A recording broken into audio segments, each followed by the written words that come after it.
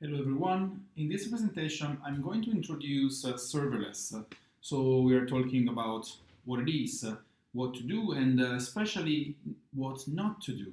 So this is a work that I'm done in collaboration with a colleague from industry, from Gofore company, and UC Opponent. So let's start from the evolution of the software system. On one side, we had the evolution of the IT infrastructure. We started from data center, and on the application side, the application deployment side, we were deploying on physical server and developing a monolithic system, and also using waterfall development process. After a while, then we started to have hosted and managed servers, and we deploy on virtual server with n-tier levels, and we started using also the agile. Well, one is not the consequence of the others, of course, but still it was a kind of parallel in time. And then again, we had the cloud as in the infrastructure, and we started with containers, microservices, and also DevOps. In nowadays, recently, we do have serverless and function as a service. So what is serverless now? So serverless is composed by two different main group of systems. On one side, we have backend as a service, also named BaaS, and on the other side, function as a service, someone also call it FaaS. So backend as a service is simply what replaces your server-side components. So kind of remote database, remote cloud storage, hosting, authentication system. So it is simply your off-the-shelf service that is automatically provided by someone else. You don't need to manage completely. Someone else is managing by you, for you. Function as a service is an environment where it is possible to run software. Usually, but it's not mandatory, you are using function as a service in connection with backend as a service if you really want to have a complete serverless system. But this is definitely not mandatory. Obviously, the question that everybody makes is, but are there servers in serverless? Yes, of course, but you don't see them, or at least you don't manage them. So, what are the serverless applications? I like the definition from Baldini et al.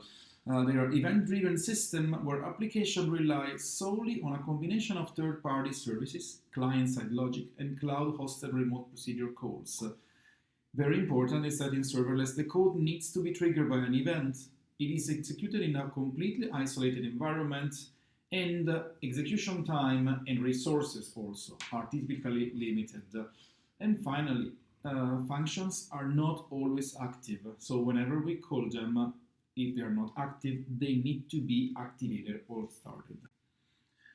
So what to do when we want to develop a serverless-based application? Well, that's a hard question. That's really tough. And in this short presentation, I'm not going to answer to that. I can just tell you that there are very, very limited best practices. Companies are now learning by doing and making a lot of mistakes and try to fix them slowly. Even practitioners, but even serverless evangelists propose some approaches 1.5 years ago or 2 years ago, and now they are proposing almost totally different new approaches. And something that most of people forgot is to follow the old-fashioned software engineering good practices. So encapsulation is always good. Try to keep try to manage coupling and cohesion. Try to understand what is the quality of your software independently from what you have.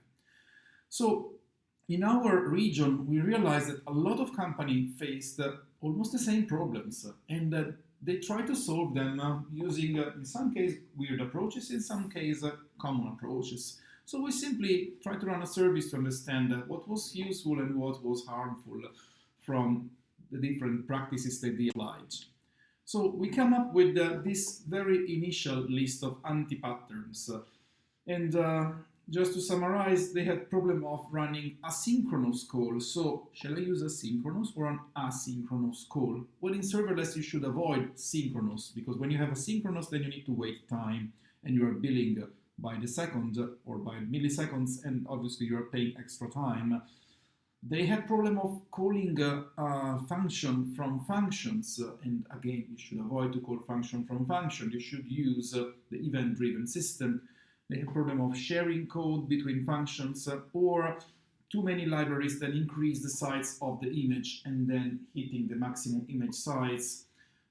Problem, mainly organizational problem, to have too many technologies and too many functions, very similar to what is happening in microservices, and then the company usually has kind of problems. And a problem that we come up, they didn't mention, but we realize that a lot is coming up, is the distributed monolith. So it's like a big monster that is like blowing out from the code. So which are the open issues?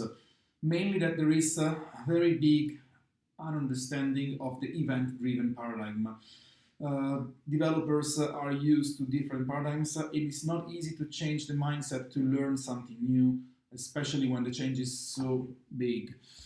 There is lack of tools for deploying and developing functions. There are some, but there are a lot of problems. They have still a lot of bugs. Serverless framework is one of the most advanced at the moment. Also AWS provides some tools, but still they have lot of bugs. They have continuous new release. There is confusion between functions and microservices. The practitioners don't really understand shall I use one function per microservice? Well, no, they are at a different granularity level. You might use a function for one specific microservice, but in general, you might use several functions to compose one microservice, and depend case by case. And finally, for testing, how can I test the system and integration level, especially when you cannot really control everything? That became much more complex. So in conclusion, serverless is a very powerful technology, but still pattern and anti-patterns are not clear.